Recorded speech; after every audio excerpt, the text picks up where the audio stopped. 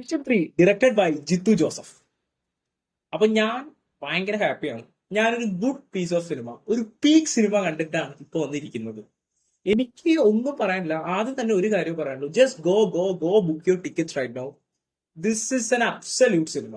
ആ ക്ലൈമാക്സിൽ ഒരു 40-45 മിനിറ്റ് കത്തിക്കൽ എന്ന് പറഞ്ഞാൽ ഇറ്റ് വാസ് പീക്ക്.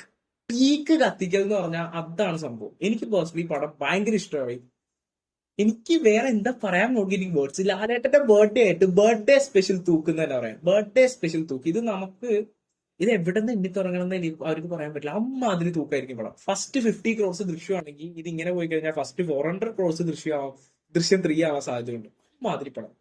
ഞാൻ പറയുന്നത് ഓവർ എക്സ്പെക്ടേഷൻ വെച്ച് ആ ക്ലൈമാക്സിനെ നിങ്ങൾ നശിപ്പിക്കരുത്. ഈ പടത്തിന് ഡീഗ്രേഡിങ് ഒരു ഭയങ്കരമായ ഒരു ട്വിസ്റ്റ് പരിപാടി പ്രതീക്ഷിച്ചു പോണ ആൾക്കാർക്ക് this is going to be disappointment. വളരെ ഒരു ഹൈപ്പ് കുറച്ച് ഒരു ഡീസന്റ് ഒരു നല്ല സിനിമ കാണാനാണ് പോകുന്നതെങ്കിൽ നിങ്ങൾക്ക് ഇതൊരു അബ്സല്യൂട്ട് ട്രീറ്റ് ആയിരിക്കും.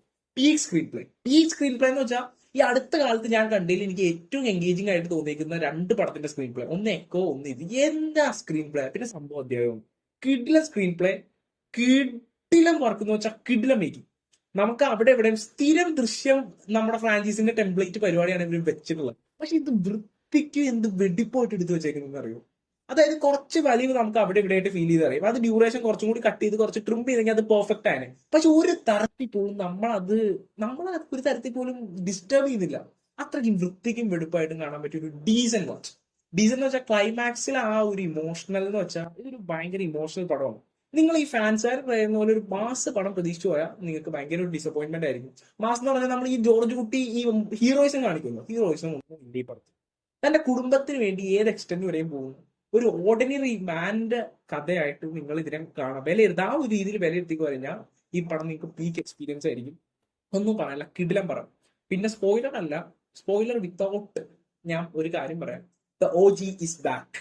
പുള്ളിയുടെ അഴിഞ്ഞാട്ടമാണ്. ആ ക്യാരക്ടർ ഇതുവരെ റിവീൽ ചെയ്തിട്ടുള്ള പുള്ളി പൊളിച്ചിട്ടുണ്ട്. പിന്നെ വീണാനന്ദകുമാർ അടിപൊളിയായിട്ട് ചെയ്തു. ഇതെല്ലാം കാസ്റ്റ് ആൻഡ് ക്രൂസ് പെർഫെക്റ്റ് എന്ന് പറഞ്ഞാൽ പെർഫെക്റ്റ്. പിന്നെ മ്യൂസിക് ആണെങ്കിലും നമുക്ക് എവിടെ വേണോ അവിടെയൊക്കെ പെർഫെക്റ്റ് പ്ലേസ്മെന്റ് കൊടുത്തിട്ടുണ്ട്. മറ്റേ നിഴലേ എന്ന് പറഞ്ഞ പാട്ടിന്റെ പ്ലേസ്മെന്റ് ഒക്കെ അടിപൊളി എന്ന് വെച്ചാൽ കിടിലായിട്ട് പ്ലേസ്മെന്റ് ചെയ്തിട്ടുണ്ട്. എല്ലാം കൊണ്ടും ഒരു കിടിലം പടമാണ് ദൃശ്യം 3. സോ നിങ്ങളുടെ ഹൈപ്പ് വെച്ച് നിങ്ങൾ ഈ പടത്തിനെ നശിപ്പിക്കരുത്. ഒരു ഡീസന്റ് വാച്ച്. അപ്പൊ വേഗം തന്നെ പോയി ടിക്കറ്റ് എടുത്തു. പിന്നെ ലാലേട്ടനെ പറ്റി പറയണ്ടല്ലോ. 13 വർഷങ്ങൾക്ക് മുമ്പ് എങ്ങനെയായിരുന്നു ജോർജ് കുട്ടി, അതേ സെയിം ജോർജ് കുട്ടി. ഒരു വ്യത്യാസം ഇല്ലാണ്ട് എന്ത് പെർഫോമൻസ് ആണ് മനുഷ്യ.